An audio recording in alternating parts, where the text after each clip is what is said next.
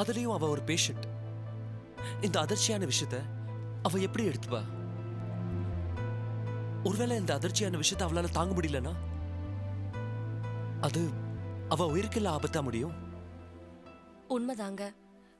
இது ரொம்ப சிக்கலான விஷயம்தான். ஆனா எப்படி இருந்தாலும் பக்குவமா அவகிட்ட சொல்லிதானே ஆகணும். as a well-wisher சொல்லாம இருக்கும் கூடாது. சொல்றதையும் பக்குவமா சொல்லணும். அது மட்டும் இல்ல, லேட்டாவும் சொல்லக்கூடாது. அதுக்குள்ள அந்த பாவி அந்த பொண்ணு ஏமாத்தி ஏதாவது பண்ணிட்டா ஏற்கனவே நம்ம லேட்டுன்னு தான் தோணுது. அன்னைக்கே இத பத்தி நான் உன்கிட்ட சொன்னேன். நீதான் நானும் கூட வர பக்குவமா எடுத்து சொல்றேன்னு சொன்னேன். ஏங்க இப்ப ஷைலஜா எங்க இருப்பாங்க? வீட்ல தான் இருப்பா. இன்னைக்கு 2 மணிக்கு அப்புறம் தான் ஹாஸ்பிட்டல் வரா. உங்களுக்கு இப்போ அர்ஜென்ட்டான வேலை இல்லையே? இதை விட முக்கியமான வேலை எனக்கு எதுவும் இல்ல பாரு. அப்பனா சரி, நாம இப்பவே போய் ஷைலஜாவை பார்த்து இந்த விஷயத்த பக்குவமா எடுத்து சொல்லிட்டு வந்துடலாம். இப்போவே வா பாரு. எப்படி பாரு சொல்ல போற? எப்படி சொல்றதுன்னு இன்னும் எனக்கும் சரியா தெரியல. ஆனா எப்படி சொல்லலான்னு மனசுக்குள்ள ஒரு சின்ன ஒத்திகை பார்த்துட்டு இருக்கேன். எப்படியும் சொல்லிடுவேன்னு நினைக்கிறேன். பாரு, இதனால வேற ஏதாவது பிரச்சனை வராதுல்ல? அதெல்லாம் ஒண்ணும் வராதுங்க. நாம நல்லது செய்யும் போது ஆண்டவர் எப்பவுமே நம்ம கூட இருக்காருன்னு சொல்வாங்க. இந்த விஷயத்துல ஆண்டவர் நம்ம கூட தான் இருக்காருன்னு நம்புவோம். சரி, நீங்க கொஞ்சம் வெயிட் பண்ணுங்க, நான் போய் டிஸ்சார்ஜ் பண்ணிட்டு வந்துடுறேன்.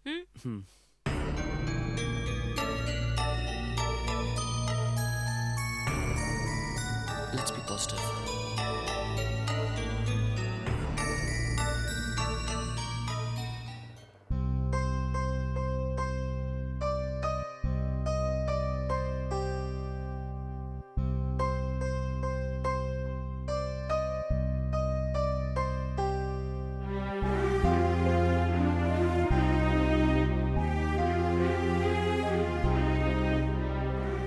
சுபத்ரா, சுபத்ரா. டாக்டர், சுபத்ராவுக்கு இப்போ எப்படி இருக்கு? நீங்க? சுபத்ராவோட அண்ணன் Radhakrishnan. Please to meet you. Hello doctor, என் பொண்ணுக்கு இப்ப எப்படி இருக்கு? சீக்கிரமே கண்ணு முழிச்சிருவாளா? என்ன பார்த்து அம்மான்னு கூப்பிடுவாளா? நிச்சயமா கூப்பிடுவா, கவலைப்படாதீங்க. வாங்க வெளியே போய் பேசலாம். வாங்க. ஏம்மா, எஸ் டாக்டர். உங்களுக்கு பிபி செக் பண்ணியா? பண்ணிட்டேன் டாக்டர். ஓகே.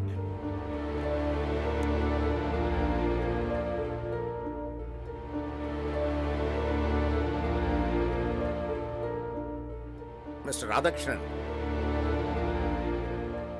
உங்க தங்கையை என் ஹாஸ்பிட்டல் அட்மிட் பண்ணணும். ஏன் டாக்டர்? நம்ம வாழ்க்கையிலேயே சில வார்த்தைகள் இருக்கு. பாசிபிள், ப்ராபபிள், பெக்யூலியர்னு. இப்போ பாசிபிள்னா ஒரு வியாதியை உடனே குணப்படுத்திடலாம். ப்ராபபிள்னா கொஞ்சம் கஷ்டப்பட்டு தான் குணப்படுத்தி ஆகணும். பெக்யூலியர் ரொம்ப ரொம்ப கஷ்டப்பட்டு குணப்படுத்தணும். உங்க தங்கை 3வது ரகத்தை சேர்ந்தது.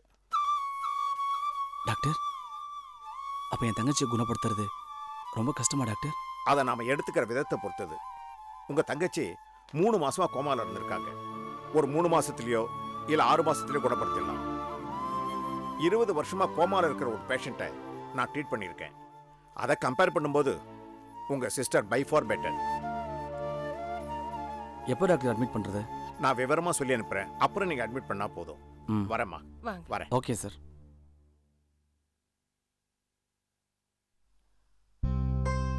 அப்பாடா, டாக்டர் சொன்னது கேட்டதுக்கு அப்புறம் தான் என் மனசுக்கு நிம்மதியா இருக்கு.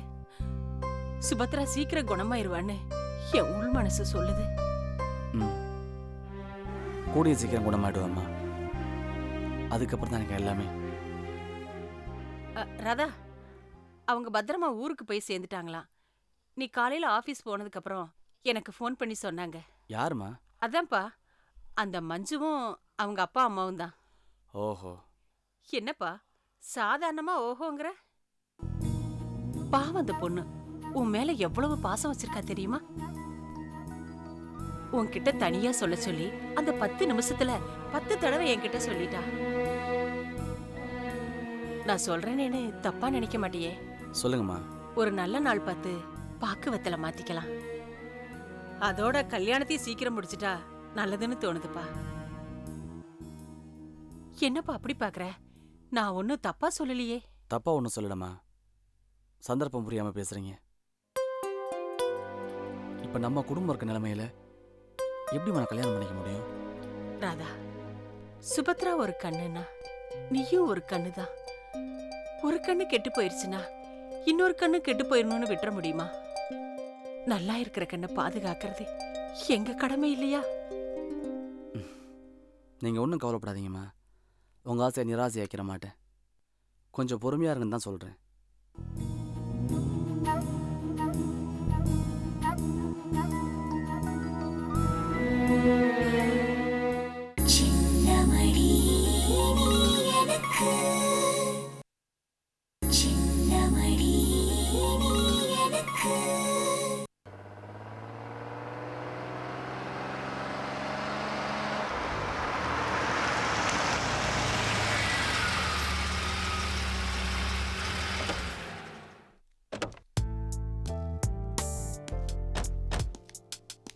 இந்த வீடு தான்.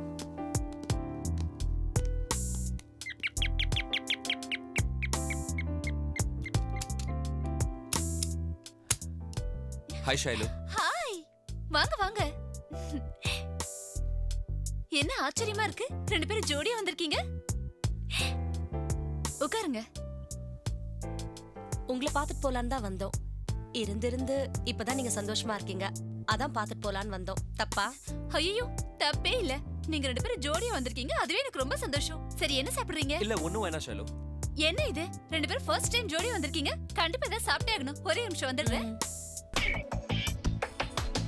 என்ன பாரு, அவளுக்கு ஷாக்கிங் நியூஸ் கொடுக்க போற. அட்வான்ஸா சந்தோஷத்தை பத்தி பேச ஆரம்பிச்சிட்டேன்.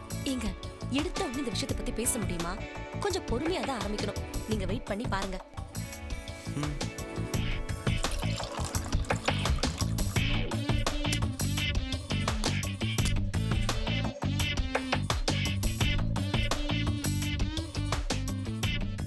இந்தாங்க.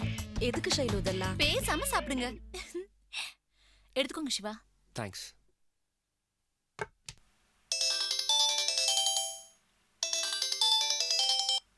Hello, doctor Siva here. நான் தான் மைதிலி பேசுறேன். பக்கத்துல பாரு இருக்காளா? இருக்கா. என்ன விஷயம்? ஒரு முக்கியமான விஷயம். தயவு செஞ்சு போன் அவகிட்ட தரேடா. சரி, இந்த பாரு, உன் ஃப்ரெண்ட் மைதிலி பேசுறாங்க.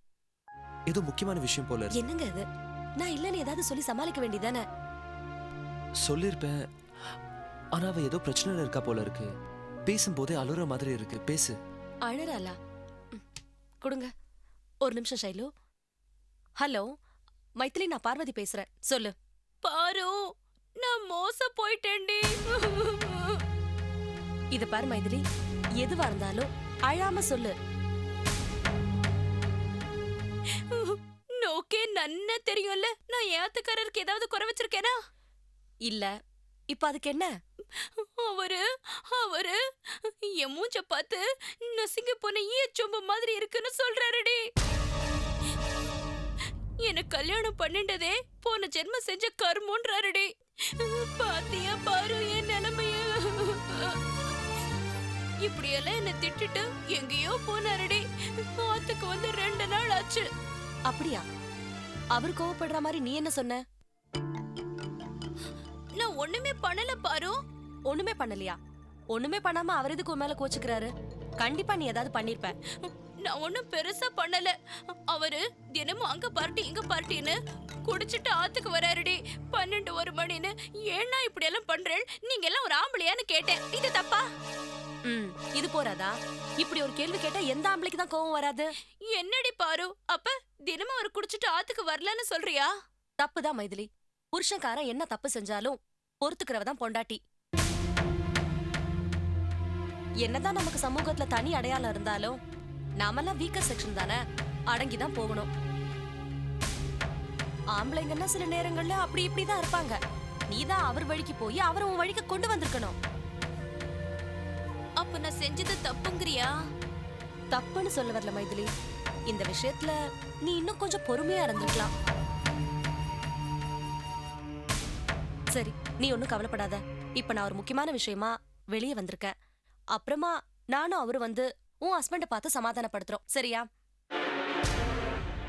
சரி பாரு.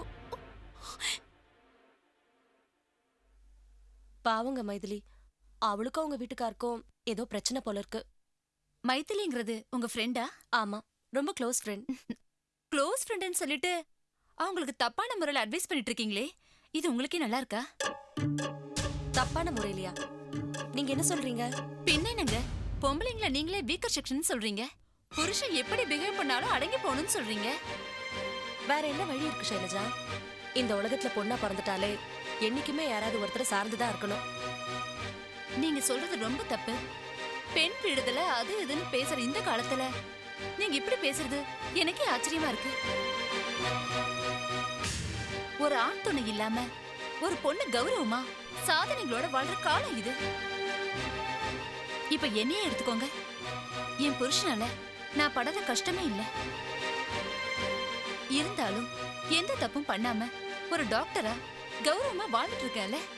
இது வரைக்கும் சரி ஷைலஜா. பட் இனிமே உங்க புருஷன் சரியில்லைனாலும் உங்களால இதே அளவு தன்னம்பிக்கையோட வாழ முடியுமா? நிச்சயமா வாழ முடியும். வாழ்றது மட்டும் இல்ல, பெரிய பெரிய சாதனைகளும் பண்ண முடியும். இது நீங்க சும்மா என்ன சமாதானப்படுத்தணும்ன்றதுக்காக சொல்றீங்களா, இல்ல வீண் வைராகத்துக்காக சொல்றீங்களா? வைராக்கியத்தோட தான் சொல்றேன். இந்த வைராக்கியம் எனக்கு இன்னைக்கு நேத்து வந்ததில்ல. என்னைக்கு எங்க அப்பா அம்மா துணை இல்லாம ஹாஸ்டல்ல வளர்ந்தனோ அன்னில இருந்தே இருக்கு. அப்ப ஷைலஜா, உங்க புருஷனை பத்தி ஒரு உண்மையான விஷயத்த உங்ககிட்ட சொன்னா நீங்க ஷாக் ஆக மாட்டீங்களே? சத்தியமா ஷாக் ஆக மாட்டேன். ஷெலு, இதுதான் உங்ககிட்ட நாங்க எதிர்பார்த்து வந்தோம். போன வாரம் எதிர்ச்சியா உங்க புருஷனை வேற யாரையும் ஒரு ரவுடி கூட பேசுறத நான் பார்க்கும்படியான ஒரு சூழ்நிலை அமைஞ்சது. அதை நான் ஃபோன்ல ரெக்கார்ட் பண்ணிருக்கேன். அதை நீ பாரு.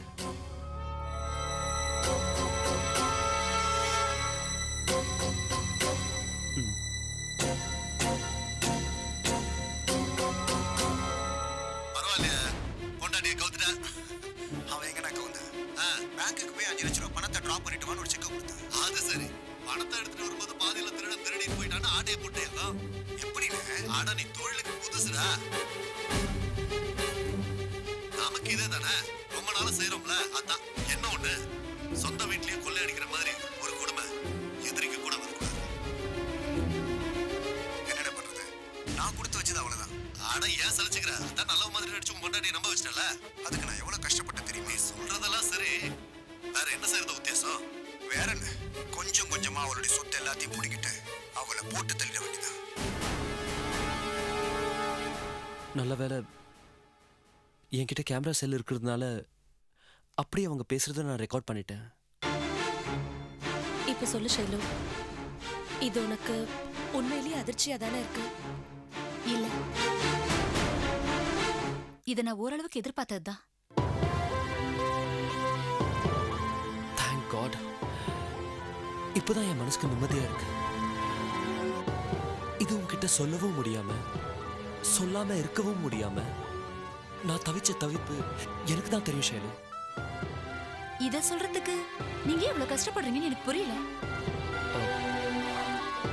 சிவா, ஒரு சின்ன ரிக்வெஸ்ட். என்ன ஷைலு? நான் பிரதாப் கிட்ட பேசி சில முடிவுகள் எடுக்கிற வரைக்கும் இந்த செல்போன் என்கிட்டே இருக்கட்டுமே. தாராளமா வச்சுக்கோ. அப்புறம் ஷைலஜா, இந்த விஷயத்த பத்தி அவர்கிட்ட பேசும்போது தனியா பேசுறது நல்லதான்னு ஒரு தடவை யோசிச்சுக்கோங்க. இல்ல பாரு, அவர்கிட்ட தனியா தான் பேசணும். இல்லனா தேவையில்லாம உங்க மேல பாய்வாரு. அதுவும் சரிதான். ஷெலு, இந்த விஷயமா உனக்கு எந்த ஹெல்ப் வேணும்னாலும் கேளு, செய்யறதுக்கு நாங்க தயாரா இருக்கோம். ஆமா ஷைலு. என்ன சிவா இது? இதெல்லாம் நீங்க சொல்லிதான் நான் தெரிஞ்சுக்கணுமா? சரி, அப்ப நாங்க கிளம்புறோம். சரி. Okay Shelu, take care.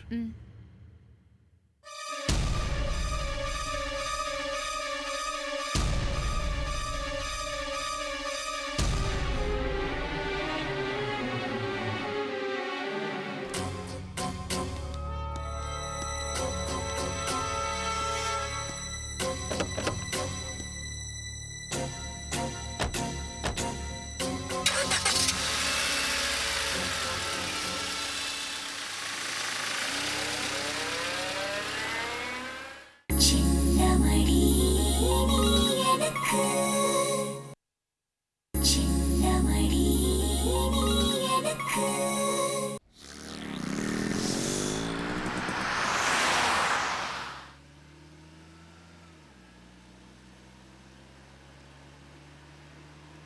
பாரு, நான் கொஞ்சம் கூட எதிர்பார்க்கல என்ன எதிர்பார்க்கல? இந்த ப்ராப்ளத்தை இவ்வளோ அழகா டேக்கிள் பண்ணுவேன்னு. அதுலேயும் எதிர்ச்சியாக வந்த மைத்திலியோட ஃபோன் காலை நமக்கு சாதகமாக டைவர்ட் பண்ணி சைலஜா வாயாலேயே எனக்கு எந்த ஷாக் இல்லைன்னு சொல்ல வச்சிட்டேன். யூர் ரியலி கிரேட் பாரு. என்னங்க பண்றது? இந்த விஷயம் நார்மலாவே எல்லா பொண்ணுங்களுக்கும் ஷாக்கா தான் இருக்கும். அதுலயும் ஷைலஜா ஒரு பேஷண்ட். அப்படி இருக்கும்போது முதல்ல இந்த விஷயத்துக்கு அவங்க மனசை தயார்படுத்திட்டு அப்புறம் இந்த பிரச்சனையை பத்தி சொல்லலாம்னு நினைச்சேன். எப்படியோ பாரு, இந்த விஷயத்தை நானா சொல்லியிருந்தா ரொம்ப காம்ப்ளிகேட்டடா இருக்கும். நல்ல வேலையா அந்த பிரச்சனை இருந்து என்னை காப்பாத்திட்டேன். உனக்கு மறுபடியும் தேங்க்ஸ் சொல்றேன். என்னங்க இது தேங்க்ஸ் அது இதுன்னு சொல்லிக்கிட்டு? அந்த சிச்சுவேஷன்ல இந்த மாதிரி பேசினா பெட்டரா இருக்கும்னு தோணுச்சு, அதான் அப்படி பேசினேன்.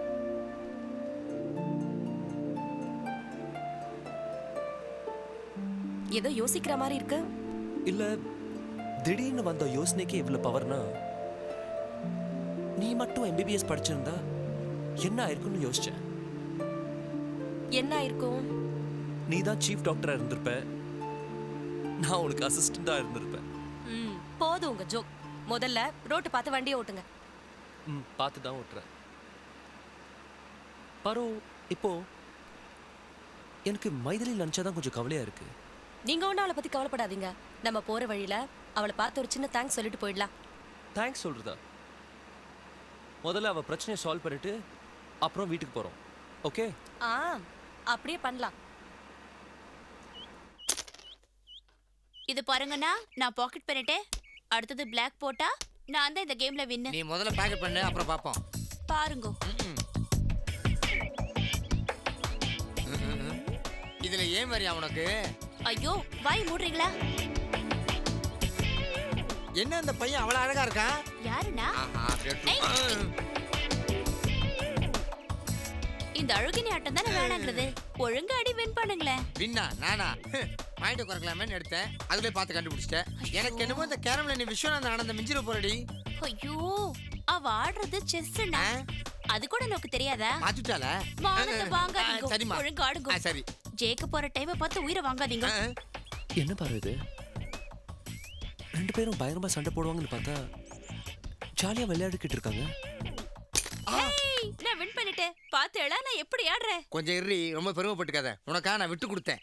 நீங்க ஏய் பாரு, வா வா வா. வாங்க வாங்க சிவா, வாங்க. உட்காரு. இப்படி உட்காருங்க. ஆமா, அதுக்குள்ள ரெண்டு பேரும் சமாதானம் ஆயிட்டீங்களா? நாங்க எப்போ சண்டை போட்டு சமாதானம் ஆகிறதுக்கு? என்னது, சண்டை போடலையா? அப்போ போன்ல அவ்வளவு ஃபீல் பண்ணி அழுதீங்களே? யார் இவளா? இவளுக்கு எங்க சார் அழ தெரியும்? இவளுக்கு அழறதுக்கு நான் ட்ரைனிங் கொடுத்தேன். என்ன கொஞ்சம் ஃபர்ஸ்ட் டைம் இருக்கனால ஓவர் ஆக்டிங் பண்ணிட்டா. என்ன பாரு இது, எனக்கு ஒண்ணுமே புரியலையே. உன் ஃப்ரெண்ட் என்னடானா சண்டையே போடலைங்கிறாங்க, இவர் என்னடானா அழறதுக்கு நான் தான் ட்ரைனிங் கொடுத்தேன்னு சொல்றாரு. எனக்கு ஒரே குழப்பமா இருக்கு. என்ன பாரு, உன் ஆத்துக்காரர்கிட்ட நம்ம டிராமா பத்தி எல்லாம் சொல்லலையா? என்னது டிராமாவா? சரி, உங்களுக்கு புரியும்படியா நானே சொல்றேன். ஷைலஜா கிட்ட அவ விஷயத்தை பத்தி பேசுறதுக்கு முன்னாடி அவ மனசை தைரியப்படுத்தணும்னு நினைச்சேன். அதனால அவள மாதிரியே பிரச்சனை இருக்கிற வேறொரு பொண்ணோட விஷயத்தை பத்தி அவகிட்ட சொல்லி அதை பத்தி அவ என்ன நினைக்கிறான்னு தெரிஞ்சுக்கணும்னு ஆசைப்பட்டேன். உடனே பாரு எனக்கு போன் பண்ணி இவருக்கு எனக்கும் சண்டைங்கிற மாதிரி உங்க செல்லுக்கு போன் பண்ணி அழ சொன்னா. அவள வீட்டுக்கார்ட்ட ஒரு வார்த்தை கேட்டுட்டு சொல்றேன்னு சொன்னா. விஷயத்தை என்கிட்ட சொன்னா. ஒரு அப்பா பொண்ணுக்கு நல்ல வாழ்க்கை கிடைக்குதுன்றதுக்காக நான் இதுக்கு சந்தோஷமா ஒத்துக்கிட்டேன். நானும் நீங்க நம்புறதுக்கு கொஞ்சம் ஓவர் ஆக்ட் பண்ணிட்டேன். ரொம்ப அழுதுட்டேனோ? அதனால என்ன மைதிலி, நம்ம போட்ட பிளான் ஒர்க் அவுட் ஆகி நாங்களும் சொல்ல போன விஷயத்த ஷைலஜா கிட்ட பக்குவமா சொல்லிட்டோம். சார், நாங்க செஞ்சதுல ஏதாவது தப்பு இருந்தா எங்களை மன்னிச்சிருங்க. மன்னிக்கிறதா? நீங்க செஞ்ச உதவிக்கு எப்படி நன்றி சொல்றதுன்னு யோசிச்சுக்கிட்டு இருக்கேன். எப்படியோ நம்ம எல்லாரும் சேர்ந்து ஒரு பொண்ணோட வாழ்க்கைய காப்பாத்திட்டோம். அதுக்கு எதுக்கு தேங்க்ஸ் எல்லாம்? எங்க டிராமா எப்படி? பொதுவா ஒரு மனுஷனுக்கு கல்யாணங்கிறது ஒரு டர்னிங் பாயிண்ட். அந்த கல்யாணத்தினால ஒரு நல்ல மனைவி அமையிறது பெரிய அதிர்ஷ்டம். அந்த வகையில நான் ரொம்ப அதிர்ஷ்டசாலி.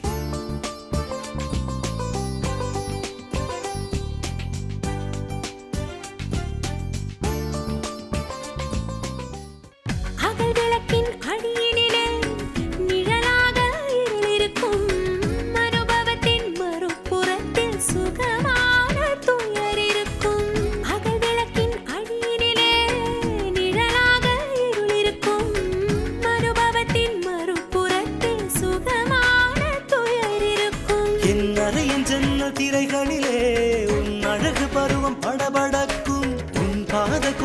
ஆசை வேணிலே